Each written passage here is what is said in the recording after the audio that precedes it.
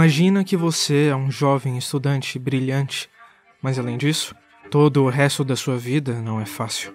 O dinheiro é escasso, você está passando fome. Você vive em um quarto apertado numa cidade fria e cinzenta. As dívidas se acumulam e você mal consegue sobreviver. Você começa a vender os seus objetos para ter o mínimo. Os dias continuam passando e a esperança de uma vida melhor parece cada vez mais distante. Você para de estudar porque não tem mais dinheiro. As noites são longas e o silêncio do seu quarto é perturbador. Sua mente não para, e então uma ideia começa a surgir. E se você pudesse corrigir tudo isso com um assassinato? Você conhece alguém que, ao seu ver, não merece estar nesse mundo. Uma pessoa vil, desonesta, que explora a miséria dos outros. É uma megera arrogante que tem mais dinheiro do que precisa, e ao eliminá-la, você poderia estar fazendo algo bom. Não só para você, mas para todos ao seu redor. Você poderia usar o dinheiro dela para pagar suas dívidas, ajudar sua família, talvez até salvar outras pessoas, porque se você completar os seus estudos, você poderia ajudar o mundo. A sociedade não te deu oportunidades, mas se fosse possível criar sua própria justiça, sua própria oportunidade, você mataria essa senhora que não faria falta para ninguém?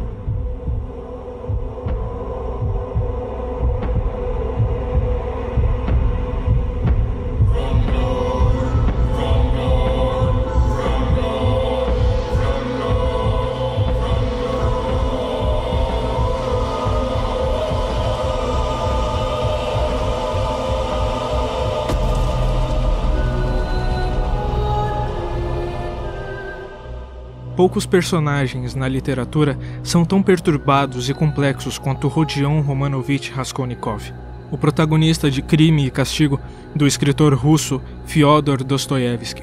O jovem estudante, em meio à miséria de São Petersburgo, acredita ser um homem extraordinário, alguém destinado a realizar grandes feitos, mesmo que isso signifique transgredir as leis morais.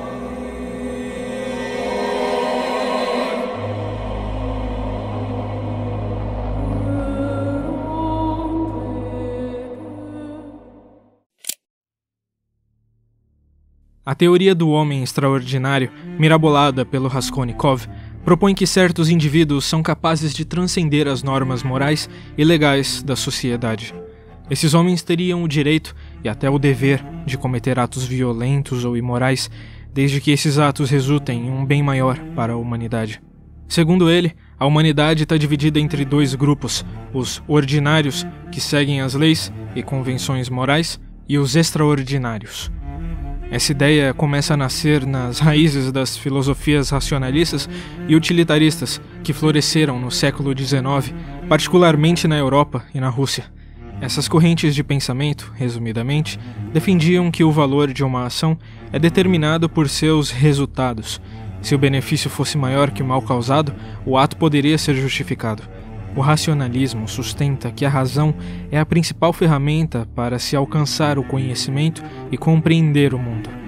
O utilitarismo defende que o valor moral de uma ação deve ser medido pelas suas consequências, com o objetivo de maximizar o bem-estar ou a felicidade do maior número de pessoas. Raskolnikov acredita que, ao eliminar pessoas inúteis para a sociedade, ele estaria contribuindo para o bem comum, e que seu status como homem extraordinário o autorizaria a cometer tais atos sem culpa ou qualquer espécie de julgamento das pessoas comuns. Ele então começa a se ver como esse tipo de homem. Ele justifica seu assassinato com base na ideia de que eliminar a velha usurária traria mais benefícios do que malefícios. Porque, afinal, quantos grandes líderes da história, como Napoleão, que ele admira, não cometeram crimes terríveis para atingir seus objetivos grandiosos? Na mente do Raskolnikov, esses homens não apenas são perdoados, mas celebrados, porque seus atos foram justificados pelos resultados que alcançaram. Raskolnikov gosta de citar Napoleão e menciona que suas conquistas e massacres foram em nome do progresso e do poder. Mas o Dostoiévski não para por aí e começa a contestar essa ideia.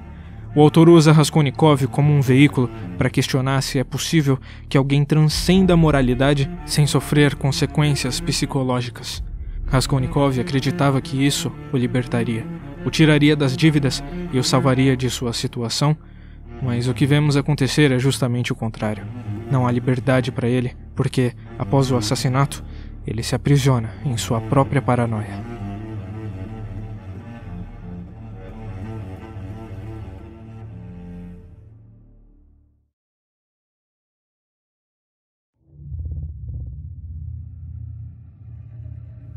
Numa noite febril, Raskolnikov roubou um machado e foi até o apartamento de Aliona Ivanovna. Ele aparece lá de repente, fingindo que tinha algo de valor para penhorar, como ele já tinha feito algumas vezes antes, só para ganhar um dinheiro.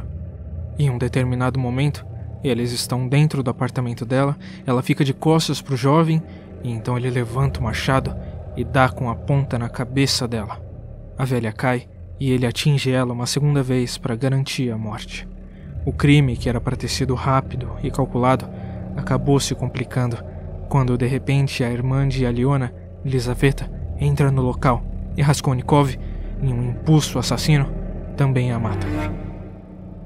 Para o Raskolnikov, matar a velha era uma maneira de colocar sua teoria em prática.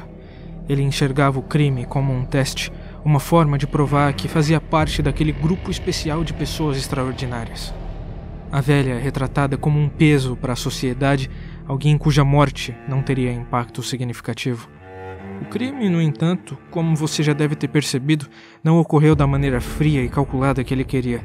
Em vez de um ato clínico e racional, o assassinato se torna um espetáculo de brutalidade e sangue.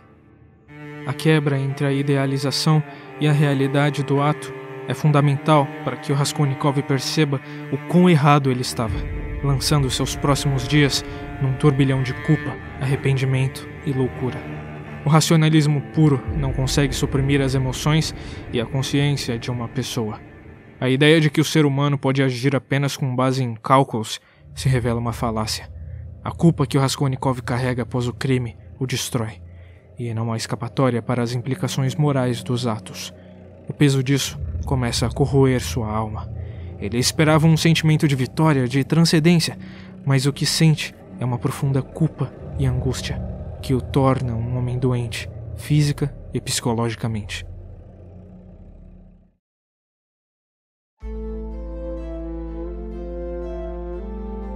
O crime o divide em dois. De um lado, ele tenta se convencer de que estava certo, de que seu ato foi justificado. Do outro, ele começa a sentir o peso insuportável da culpa. Ele se isola, fica doente, meio louco. Ele começa a acreditar que todos ao seu redor sabem o que ele fez e não consegue se sentir confortável em lugar algum. Cada encontro com amigos, com a polícia e até com estranhos na rua se torna uma tortura psicológica infernal. O que parecia uma justificação racional para o assassinato é desconstruído à medida que ele se afunda cada vez mais na culpa. O Dostoiévski critica essa ideia de que certos indivíduos podem estar além do bem e do mal. O ser humano, segundo a visão do autor, está de toda forma atado à moralidade e à consciência. Não importa o quanto ele tente se desvencilhar delas. O conceito da grandeza que Raskolnikov imaginava se colocando ao lado de Napoleão desaparece na trivialidade, no horror do crime que ele cometeu. A sua tentativa de se colocar acima das leis morais, humanas e até divinas faz com que ele entenda que, na verdade, ele não é nada além de um jovem confuso e desesperado, perdido. Ele não se torna um herói, mas um prisioneiro de suas próprias contradições. Para começo de conversa, acha mesmo que uma pessoa extraordinária teria dúvidas de matar ou não a velha? É através do Raskolnikov que o Dostoiévski nos ensina que sentimentos como o orgulho e o egoísmo são forças puramente destrutivas e que nenhum ser humano pode moldar as leis morais à sua própria vontade. A verdadeira grandeza de uma pessoa está na aceitação de suas obrigações morais e numa existência humilde.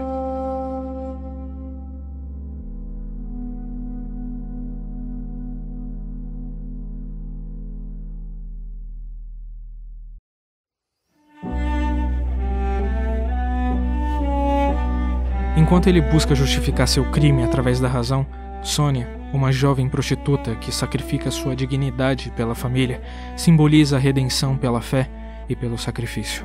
Sonia é uma personagem do livro que surge como um contraponto ao Raskolnikov. Ela aceita suas condições como uma pessoa miserável e de pouca sorte. Ela é uma menina cristã, humilde e compassiva. Ela vive uma vida de sofrimento, mas não busca escapar dela através de atos grandiosos ou violentos. Em vez disso, Sonia aceita sua dor e encontra consolo na fé. Sua fé é simples, mas é poderosa. Ela sente um amor incondicional por Raskolnikov. Sonia não julga ele pelo crime, não crucifica ele, mas também não o perdoa.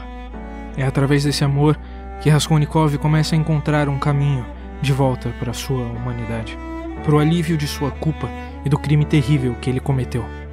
Sonia acha que ele deve confessar, não porque ele tem que ser punido pela lei dos homens ou servir uma sentença, mas porque ele deve purificar a alma dele. É através da culpa e dos delírios do Raskolnikov e da compaixão da Sonia que o autor reafirma sua crença numa moralidade universal e inescapável, algo que transcende a razão, que interliga todos os seres humanos, independente de suas pretensões. E a crença de que alguém pode viver fora desse sistema são os maiores pecados. A verdadeira redenção só pode ser encontrada no amor.